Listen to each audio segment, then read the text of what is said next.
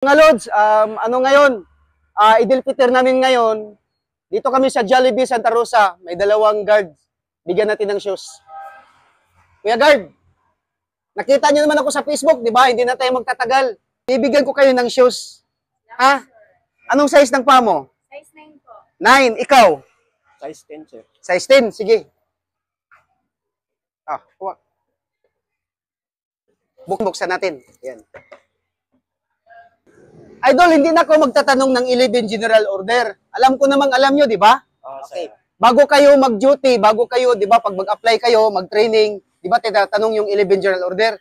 So, alam na alam kung alam nyo dahil nakasubaybay kayo sa akin eh. Magtatanong na lang ako sa inyo. Halimbawa, merong bata, mga bata, nagtitinda ng sampagita, tapos pinagbabawal ng management ng Jollibee, gustong paalisin. Anong dapat nyong gawin? Ano, sir? Pag-usapan yung bata nga bawal siya magtinda dito. Bawal magtinda dito, pag-iusapan, paalisin nyo, di ba? Opo. Pag ayaw umalis, anong gagawin? Uusapin ng maayos para ano din yung bata, makaintindi din. Okay, kahit anong pakiusap nyo, ayaw talagang umalis, anong gagawin? Ano na lang, sir? Ang gagawin na namin, talaga kung ayaw talaga yan niya umalis dito, magtitinda siya, namin, pag-usapan nga bawal siya talaga magtinda dito. Hindi, ganito. Pag may ganung situation, pag ayaw talaga umalis, tatawag kayo sa barangay. Di ba, barangay dito Santa Rosa, tawag ka sa barangay Balibago, may number yan dito sa Jollibee. Tatawag kayo na mayroong mga bata dito na mga pasaway, ayaw umalis, ganito. Pupunta yan ang barangay. Ang barangay na ang makipag-communicate sa DSWD. Kasi pag pipilitin mo yan, di ba may nag-viral na sampagita girl? Pag pipilitin mo yan, hindi niya maintindihan, so magkakaroon ng commotion, so mabayilit mo yung Republic Act 7610. Batas yan sa mga bata. So baka makasuhan kayo ng child abuse. So ingat tayo dyan. Siyempre dalawa kayo eh, di ba? Dapat ang mag-approach babae. Halimbawa, ang bata lalaki or babae siya. Dapat ang mag-approach babae, ikaw dapat. Yan ang purpose ng lady guard. Kasi ibang mag-approach ang babae kaysa lalaki. Di ba? Tama? Tama, sir. Ano, gusto mo pa ng 11GO? Ako, sir. Gusto mo? Oo, sir. Sige nga, magtanong ako.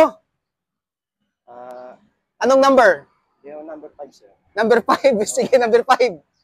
GO number 5. To quit my post in parking. Relieve. Ikaw, anong alam mo isa? Ano po? Number 3. Sige.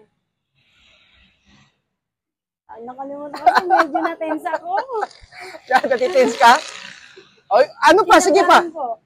Number ano na lang? Ano pa? Kung nakalimutan mo number 3. To receive, obey, and pass on to the relieving guard. All orders from company officials, officers, office in charge, or ship leader. Ang galing. Sige.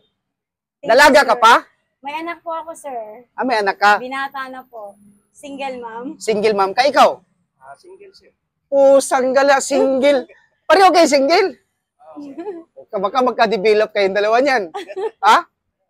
Wala namang masama eh. Wala namang masama. Kasi may kasabihan eh, naniwala ka sa development. Baka mag-develop kayong dalawa. Baka pagsunod ko dito, sir, magkasama na kami. Please come back now. There goes my mind. Sige, good luck. Ay, bumalik ko rin si sir. Ay, Thank you po. Marami pong salamat. Maraming salamat. Pasalamat ka sa sponsor. Sa Siyos, pasalamat ka. Hindi, pasalamat lang. Ma'am, thank you po, ma'am. Salamat sa sponsor sa Jack Trucking from California, USA. To all Muslims around the world. Happy Idil Fitr. Mabuhay ka hanggat gusto mo. Life is beautiful. Thank you, kuya. Thank you. Maraming pong salamat.